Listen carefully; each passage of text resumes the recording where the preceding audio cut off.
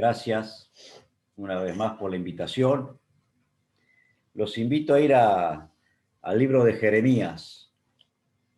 Libro de Jeremías, capítulo 38. Vamos a leer un pasaje conocido también por muchos de nosotros. Dice Jeremías 38, leemos el versículo 2. Así ha dicho Jehová, el que se quedare en esta ciudad morirá a espada, o de hambre, o de pestilencia.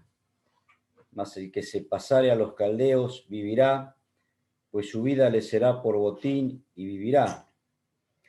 Así ha dicho Jehová, de cierto será entregada esta ciudad en manos del ejército del rey de Babilonia y la tomará. Y dijeron los príncipes al rey, muera ahora este hombre, porque de esta manera hace desmayar las manos de los hombres de guerra que han quedado en esta ciudad y las manos de todo el pueblo, hablándoles tales palabras, porque este hombre no busca la paz de este pueblo, sino el mal. Leemos hasta ahí, hermanos, y vuelvo a leer el versículo 4, donde dijeron los príncipes al rey, muera ahora este hombre. El profeta Jeremías, que fue el que dijo estas palabras, es una imagen muy parecida a la de nuestro Señor, ¿no? Cuando muchos del pueblo le dijeron, fuera, fuera, crucifícale, no queremos que este reine con nosotros, ¿no? Muera este hombre, muera este hombre. Él había advertido al pueblo incansablemente, Jeremías, de que debían pasarse al pueblo caldeo y no iban a morir. Y todo lo demás pensaban, no, dice, este nos está traicionando, ¿no? Y en el versículo 4 dice, los príncipes se reúnen con el rey, dice, muera ahora este hombre porque de esta manera hace desmayar la mano de los hombres de guerra que han quedado en esta ciudad y la de todo el pueblo. Hablando tales palabras, este hombre no busca la paz de este pueblo, sino el mal. Tristemente, el Señor Jesús dijo también estando aquí, dice, procuráis matarme a mí, hombre, que os he hablado la verdad. Eso ustedes lo encuentran y lo encontramos nosotros en Juan capítulo 8, versículo 40. Procuráis matarme a mí, hombre, que os he hablado la verdad. Cobardemente el rey Sedequías entrega a Jeremías, ¿no? Porque en el versículo 5 dice, y dijo siempre en el capítulo 38, ¿no? De Jeremías, y dijo el rey Sedequías, he aquí que él está en vuestras manos, pues el rey nada puede hacer contra vosotros. Mirá que el rey no podía hacer algo, sí que podía, pero tristemente y cobardemente entrega a los príncipes a Jeremías para que fuera echado a la cisterna. Vuelvo a reiterar, hermanos, Pilato se lava las manos y dice, hagan lo que quieran con este hombre, ¿no? Hagan lo que quieran. Él podía soltarlo. Por supuesto que era la voluntad de Dios que el Señor fuera a la cruz por amor de cada uno de nosotros. Los hombres pasan, hermanos queridos, la maldad de sus corazones permanentemente. Y Jeremías fue echado a la cisterna y dice en el versículo 6, entonces tomaron ellos a Jeremías y lo hicieron echar en la cisterna de Malquías, hijo de Amelet, que estaba en el patio de la cárcel, y metieron a Jeremías con sogas, y en la cisterna no había agua sino cieno, y se hundió Jeremías en el cieno. Dolorosa experiencia sufrió, hermanos queridos, nuestro Señor Jesucristo también. El Salmo 69, en el versículo 2 lo dice, ¿no? Dice, estoy hundido en el cieno profundo donde no puedo hacer pie. Eso es lo que sufrió nuestro Señor Jesucristo por cada uno de nosotros. Siempre en la historia ha pasado esto. Cuando leemos ahí mismo en el versículo 7, siempre con Jeremías 38. Y oyendo Ebed-Melet, hombre etíope, eunuco de la casa real, que habían puesto a Jeremías en la cisterna, y estando sentado el rey a la puerta de Benjamín. El rey se sentó a la puerta, ¿no? En una puerta llamada Benjamín. Hermanos, ¿no nos recuerda esto? Nosotros en esta mañana o a la tarde hemos participado, ¿no? Y hemos estado rodeando los símbolos y hemos participado haciendo memoria de nuestro Señor Jesucristo.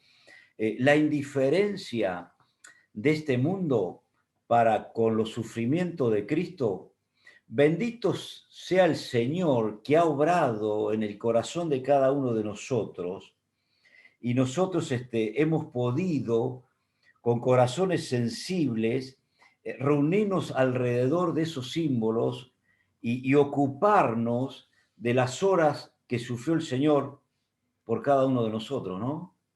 El rey, ahí había un profeta que hablaba palabra de Dios y el rey se siente indiferente a los sufrimientos de Jeremías. Y muchas veces es la actitud de aquellos que pasaban junto a la cruz diciéndole, injuriándolo y meñando la cabeza, ¿no? Cuando el Señor estaba entre los dos criminales allí, uno a la derecha, el otro a la izquierda, y dice que la gente pasaba, meñaba la cabeza y lo injuriaba y le decía, si tú eres el Hijo de Dios, bájate de allí, de esa cruz. Bájate de allí. Y podemos considerar a un Pedro, hermanos, que se estaba calentando en un fuego extraño después de haber negado al Señor. No nos llama la atención entonces de que la gente no recuerda absolutamente nada, ¿no? Salvo allí cuando se acerca Navidad y eso, ¿no? O Semana Santa, los sufrimientos de Cristo en la cruz del Calvario por cada uno de nosotros. Jeremías hundido en el cieno y su fe fue puesta a prueba, hermanos queridos. Miren, es interesante ver que si nosotros leemos Jeremías capítulo 1, Jeremías capítulo 1, dice el versículo 8, no temas delante de ellos, porque contigo estoy para librarte, dice Jehová. Y en el versículo 19, ahí mismo en el capítulo 1, el último versículo, y pelearán contra ti, pero no te vencerán, porque yo estoy contigo, dice Jehová, para librarte. Pero bien, Dios le había asegurado que él sería liberado. Ahora había que estar en esa prueba, metido en una cisterna, hundiéndose. Dice, pero Dios me prometió y Dios dijo que me iba a librar y que yo no tuviera miedo y que yo no tuviera temor delante de ellos y que yo hablara la palabra de Él. Y lo he hablado, lo he dicho, y el rey lo único que ha hecho, dice, no,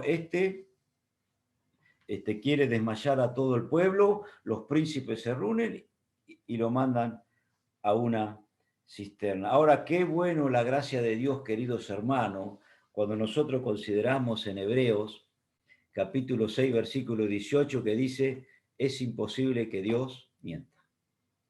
Maravilloso. Hay que aferrarse a eso, hay que aferrarse a la palabra del Señor, hay que aferrarse a las promesas del Señor. Tenemos un Dios fiel. Por supuesto que vamos a pasar por pruebas, circunstancias que no nos gusten, ¿no? Con dolores, seguro. Pero allí estaba la palabra del Señor para con Jeremías. En medio de esa indiferencia total que sufrió Jeremías como profeta, nosotros hemos leído en Jeremías capítulo 38, versículo 7, miren, en medio de eso, Hay un corazón que es conmovido. Y dice, versículo 7, y oyendo Ebed-Melech, hombre etíope, eunuco de la casa real, que habían puesto a Jeremías en la cisterna, y estando sentado el rey a la puerta de Benjamín. Qué bárbaro, un extranjero, un desconocido, alguien que no conocía a Dios, fue tocado por Dios. Hermanos, dice el versículo 8, Ebed-Melech salió de la casa del rey y habló al rey diciendo, mi señor, el rey, mal hicieron estos varones en todo lo que han hecho con el profeta Jeremías, al cual hicieron echar en la cisterna, porque allí morirá de hambre, pues no hay nada, no hay más pan en la ciudad. El siervo de un rey impío, Ebed-Melech, no pierde su sensibilidad ante esa injusticia. Y tenemos que aprender nosotros, queridos hermanos, en esto, que estamos en un mundo hostil sin fe. Puede creer el mundo en cualquier barbaridad y en cualquier cosa, menos en Dios. Entonces, si no velamos nosotros por nuestra fe, por nuestra comunión con el Señor, con nuestro compromiso con el Señor, el mundo va a influir mucho sobre nosotros. Y su espíritu, el espíritu del mundo, va a ejercer una influencia peligrosísima y va a debilitar nuestras conciencias y nos vamos a volver indiferentes al mal. Ah, bueno, esto es así. Ah, bueno, esto es así. Él se lo buscó. Jeremías se lo buscó, ¿no? Queridos hermanos, debemos tener corazones sensibles, porque además lo que nos está pidiendo el Señor, obediencia. Las consecuencias pertenecen a Dios. Yo les vuelvo a reiterar, el Señor a mí me pide obediencia y dice, Jorge, de las consecuencias me encargo yo. Porque Señor, si yo hiciera tal cosa, mis amigos se van a desagradar. Si yo dijera tal cosa, mis familiares se van a desagradar. Si yo, Jorge, obedece, las consecuencias son mías. Es maravilloso esto, ¿no? Sabía que uno piensa que Ebed-Melech era un siervo, un etíope, un esclavo allí, y se presenta delante del rey Sedequía y le dice en el versículo 9, mi señor el rey, mal hicieron estos varones. Había que presentarse delante del rey. Entonces uno piensa y uno dice, ah, era un hombre valiente. Era un hombre que iba al frente, Ebed-Melech, a pesar de que era un siervo, a pesar de que era un esclavo. No. Si ustedes leen el capítulo 39 de Jeremías, capítulo 39 de Jeremías, dice el versículo 17, pero en aquel día yo te libraré, dice Jehová, y no serás entregado en manos de aquellos a quienes tú temes. Era un hombre temeroso, no era tan valiente Ebed-Melech. Había que presentarse delante del rey. Pero qué lindo, hermanos queridos. ¿Saben por qué? No pierdan esto, pero leamos Proverbios capítulo 21. Y dice, Proverbios capítulo 21, versículo 1, dice, como los repartimientos de las aguas, así está el corazón del rey en la mano de Jehová. A todo lo que quiere, lo inclina. Ah, maravilloso. Se cumple en Sedequías estas palabras. del Señor, ¿no? En las manos de Dios estaba y está el corazón del rey, y lo inclina a todo lo que él quiera que haga, el Señor. El Señor tiene el control absoluto de todo. Maravilloso, ¿no? Además era un rey muy inconstante, ¿no? Porque primero cuando van los príncipes, dice, échenlo, dice, yo no tengo nada que hacer. Y cuando va un esclavo, le dice, bueno, hay que sacarlo, sáquenlo. Pero el que maneja la situación es Dios. No Ebemelec, no Jeremías, no el rey, no los príncipes. Dios sigue teniendo el control absoluto de todo. Para mi vida y para tu vida, querido hermano. Cuando leemos allí en Jeremías capítulo 38, dice el versículo 10, entonces mandó el rey al mismo etíope Ebed-Melech, diciendo, toma en tu poder 30 hombres de aquí y haz sacar al profeta Jeremías de la cisterna antes que muera. Y tomó Ebed-Melech en su poder a los hombres y entró a la casa del rey debajo de la tesorería y tomó de allí trapos viejos y ropas raídas y andrajosas y los echó a Jeremías con sogas en la cisterna. Y dijo el etíope Ebed-Melech a Jeremías, pon ahora esos trapos viejos y ropas raídas y andrajosas bajo los sobacos, debajo de las sogas, y lo hizo así Jeremías. De este modo sacaron a Jeremías con sogas y lo subieron de la cisterna y quedó Jeremías en el patio de la cárcel. Con trapos viejos fue sacado Jeremías de la cisterna. Parece, hermanos queridos, que es un medio muy pobre, muy miserable, por así decirlo, ¿no? Tirarle trapos, tirarle una soga para cumplir lo que Dios había dicho que lo iba a librar, que lo iba a sacar, que lo iba a librar de todo, que no tuviera temor Jeremías. Y parece que a los ojos del mundo las cosas que hace Dios parecen insignificantes, ¿no? Pero miren, queridos hermanos, con una soga y con unos trapos viejos se sacó a un profeta, para no lastimarlo. Eso nos hace pensar también a cada uno de nosotros cómo debemos sacar al hermano que se ha extraviado también. Cómo debemos sacar y hacer volver al hermano que se ha marchado por ahí. Sin lastimarlo. Considerarnos a nosotros mismos, ¿no?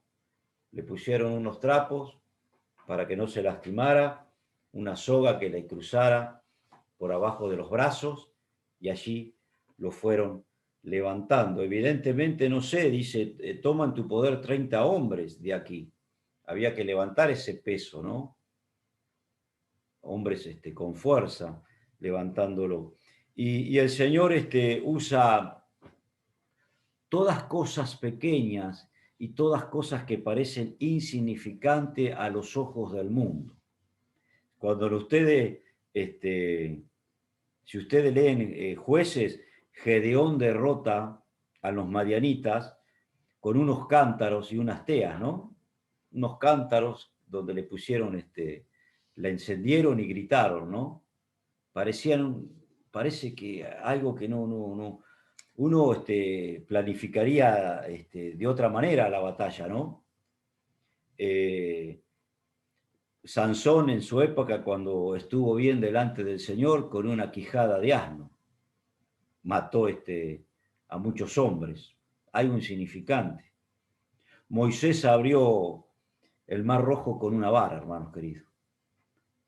Algo insignificante. No, Señor, ¿cómo se va a hacer esto? Los sacerdotes se tuvieron que mojar los pies para que el Jordán se detuviera en las alturas, pero es algo insignificante. Nos hubiéramos juntado todos nosotros y hubiéramos planificado hacer un dique, hacer algo, ¿no? Para ver cómo detuviéramos las aguas. Y el Señor dice, mójense, y las aguas se van a detener. Ese es nuestro Dios, ese es nuestro Señor. Una onda derrotó con una piedra a un gigante. Parecían cosas pequeñas, ¿no? Cosas humildes. No es la fuerza del mundo, hermano. No es la técnica que usa el mundo, que está tan orgullosa el mundo de usar. Dios emplea medios humildes, medios pequeños. 5 panes de cebada y 2 pececillos. Y los discípulos dijeron, ¿qué es esto para tanto? ¿Qué es esto para tanto? Hay 5.000 hombres acá, sin contar mujeres, sin contar niños. No nos alcanza, Señor, ni siquiera 200 denarios nos alcanza, que es lo que tenemos. 5 panes de cebada y 2 pececillos dieron de comer a más de 10.000 personas. Ese es nuestro Señor. Y cuando nosotros seguimos viendo la historia de Jeremías junto a Ebemelech desaparece. No encuentro mucho más registros de Ebemelech. Saca a Jeremías de la cisterna y uno sigue leyendo y no lo encuentra. No lo encuentra, pero ¿saben qué? Dios no se olvidó de Ebemelech. Dios toca el corazón de este etíope y no se olvida de él. La gracia de Dios, queridos hermanos, la gracia de Dios para con cada uno de nosotros, el amor de Dios para con cada uno de nosotros. No se olvida, cuando leemos el capítulo 39 y leemos el versículo 16, dice, está Jeremías en el patio, ya lo habían sacado a Jeremías y estaba en el patio de la cárcel. Y dice en el versículo 16, ve y habla a Ebemelech etíope diciendo, así ha dicho Jehová de los ejércitos, Dios de Israel, he aquí yo traigo mis palabras sobre esta ciudad para mal y no para bien. Y sucederá esto en aquel día en presencia tuya.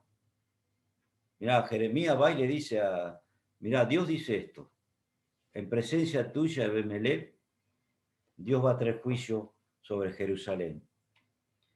Pero dice en el versículo 17, pero en aquel día yo te libraré, dice Jehová, y no serás entregado en manos de aquellos a quienes tú temes, porque ciertamente te libraré y no caerás a espada, sino que tu vida te será por botín, porque tuviste confianza en mí, dice Jehová. Qué maravilloso. En medio de un juicio que se desataba sobre Jerusalén, Dios iba a hacer algo con un extranjero. Y mirá qué interesante es, hermano querido, que dice que la comunión íntima de Jehová es con los que le temen. Y está hablando de nosotros. La comunión íntima de Jehová es con los que le temen. Y por supuesto que Dios obra en Ebemelech y le dice, mira, tú tuviste temor de mí, tú hiciste esto y ciertamente no temas porque yo te voy a librar. En la hora de las pruebas, queridos hermanos, Dios nos va a guardar. Por supuesto que hay que pasarla. Dice Apocalipsis capítulo 3, versículo 10, te guardaré de la hora de la prueba.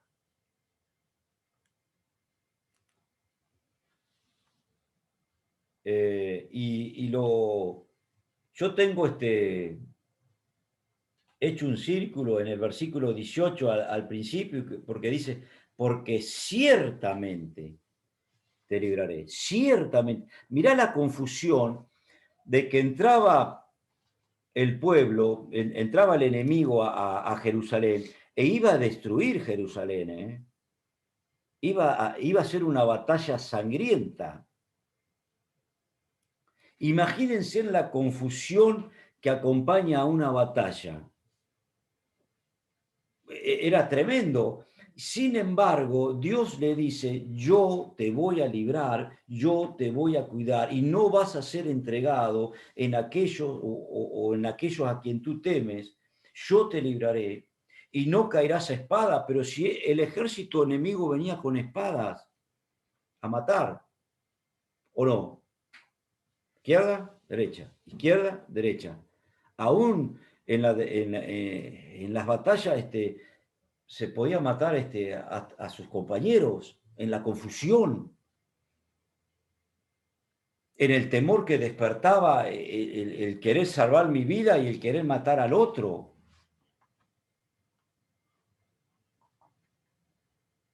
El mismo David escribe, dice, la espada consume, ora a uno, ora a otro, la espada consume. Dice, es así, pero Dios dice, no, ciertamente te voy a cuidar, no va a caer espada sobre ti y te voy a librar.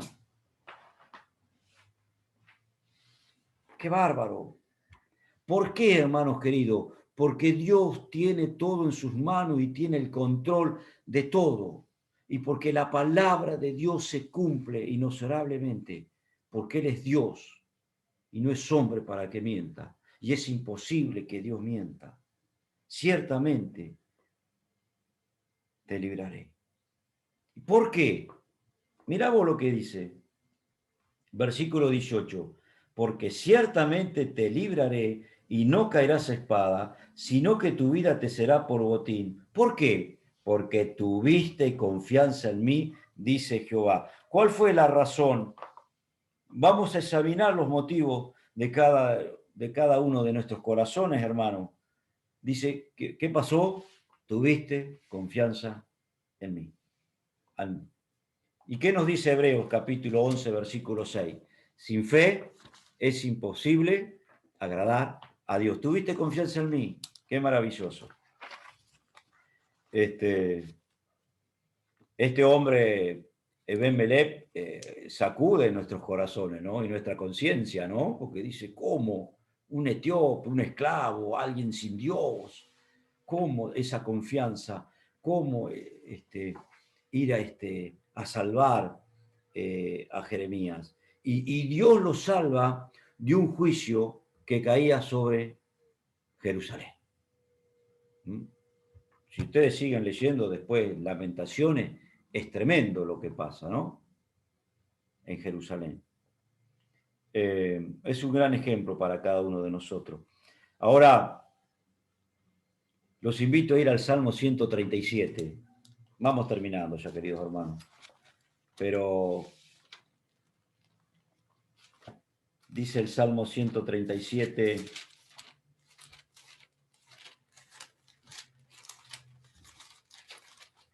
versículo 1. Junto a los ríos de Babilonia, allí nos sentábamos y aún llorábamos, acordándonos de Sión. Sobre los sauces, en medio de ella, colgábamos nuestras arpas, y los que nos habían llevado cautivos nos pedían que cantásemos, y los que nos habían desolado nos pedían alegría, diciendo, cantadnos alguno de los cánticos de Sión. ¿Cómo cantaremos cánticos de Jehová en tierra de extraños? Hermanos, el pueblo de Israel siempre fue un pueblo muy ambivalente, ¿no? Buscaba a Dios, no lo buscaba a Dios. Era llevado cautivo, lo buscaba al Señor, se volvían al Señor. El Señor los sacaba, los rescataba, se volvían a los ídolos. Era así. Ustedes saben que este pueblo que quedó cautivo allí en los ríos de Babilonia lloraban y se acordaban de Sión. Por supuesto que la Biblia nos dice que empezaron a volver, ¿no?, a Jerusalén, muchos de los judíos empezaron a volver.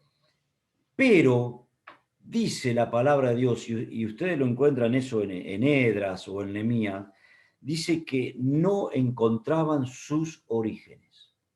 Miren, yo lo llevo a Esdras, capítulo 2. Esdras, capítulo 2, para que lo veamos entre todos. Y dice, capítulo 2, versículo 59. Da muchos nombres de los que volvían del cautiverio, ¿no?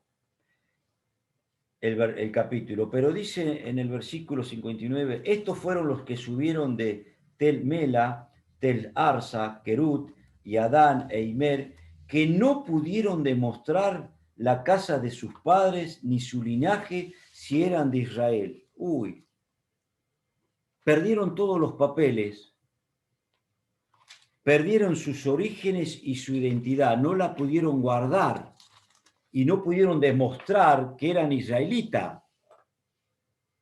Y si ustedes siguen leyendo, dice que hasta perdieron el sacerdocio. No podían hacer nada en Israel. Algunos, por supuesto, guardaron sus orígenes, su identidad y demostraban que eran israelitas, que eran hebreos. Hermano, a nosotros el enemigo nos encierra por todos lados también. Por todos lados. El enemigo nos quiere quitar el origen y la identidad de que somos creyentes, de que somos hijos de Dios. La pandemia esta nos ha encerrado, ¿o no? Para hacernos perder nuestro origen, para hacernos perder nuestra identidad, para que no tengamos comunión, para que no nos podamos ver, nos encerró, nos maltrató. Salimos adelante. Y no hemos perdido nuestra identidad, somos de Cristo. ¿Sabés por qué? Porque Apocalipsis capítulo 20, versículo 15 dice que estamos en el libro de la vida. No hemos perdido nuestra identidad. No hemos perdido nuestra genealogía. Estamos guardados en el libro de la vida. Maravilloso el Señor. Hubo un juicio sobre Jerusalén. Y cuando nosotros seguimos viendo la Biblia, va a haber un juicio sobre este mundo. Por supuesto que nosotros no vamos a estar. Por supuesto que nos dice en Juan capítulo 14, me voy, pero vendré a buscarlo, porque a donde yo estoy quiero que vosotros también estéis conmigo, ¿no? Nos dice Juan capítulo 14, voy pues a preparar moradas para vosotros y volveré a buscarlo. Y estamos esperando la venida de Cristo. Y estamos esperando porque vamos a seguir siendo guardados por Él. Vamos a seguir siendo librados por Él. Y nos va a venir a rescatar. Así como rescató el Señor y cuidó a Abimelech porque le temió, así como cuidó a Jeremías de un juicio tremendo que caía sobre Jerusalén, así nos va a cuidar a cada uno de nosotros, porque no vamos a estar en ese juicio, pero nos va a seguir cuidando hasta tanto Él nos venga a buscar, porque estamos escritos en el libro de la vida, queridos hermanos, y allí nadie se pierde, porque hemos sido escritos con la sangre preciosa de Cristo. Y qué maravilloso, querido hermano, que al pasar las pruebas, al pasar los dolores, sigamos pensando de que Cristo viene a buscar. Primera Tesalonicense nos dice esto. Alentaos los unos a los otros con estas palabras. Cristo viene y viene a buscar a los suyos. Y los muertos en Cristo resucitarán primero. Y los que hemos quedado seremos arrebatados juntamente con ellos en el aire y recibiremos al Señor en el aire para estar con Él para siempre. Maravilloso. Bendito sea el Señor y la gracia del Señor para con cada uno de nosotros. Pero también decimos en esta noche, si me permiten, queridos hermanos, que aquel que no tiene a Cristo está en un juicio seguro. Y aquel que no tiene a Cristo está condenado por toda una eternidad. Así que si alguien nos está escuchando y no tiene a Cristo, que pueda reconocer a Cristo en su vida, que le pueda pedir perdón por sus pecados, que le pueda decir, Señor, te necesito, sálvame, porque el juicio es inminente y esto ya está preparado, dice, para el fuego. Así dice la palabra. Este mundo está preparado para el fuego y para el juicio de Dios. Y nosotros esperamos cielo nuevo y tierra nueva. Si hay alguien entre nosotros que no tiene a Cristo, que vaya a Cristo en esta noche. Que el Señor bendiga su palabra, queridos hermanos, y gracias por la invitación. Amén. Amén.